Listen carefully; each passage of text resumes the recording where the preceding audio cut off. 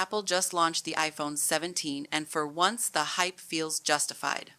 Starting at $799, the base model finally brings a 6.3-inch 120 Hz ProMotion display to non-pro users, something Apple has been gatekeeping since the iPhone 13.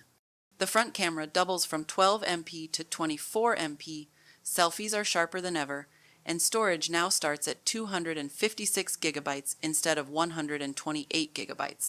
Add in the new ceramic 2 glass, which Apple claims is tougher, and you've got a surprisingly solid upgrade. The controversial move?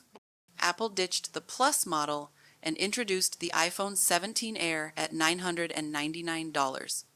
It packs a 6.66-inch display into a super thin 5.5mm chassis, but that slimness comes at the cost of a smaller battery. Verdict: if you're on an iPhone 14 or older, the iPhone 17 is a worthy upgrade thanks to smoother scrolling, better cameras, and bigger storage.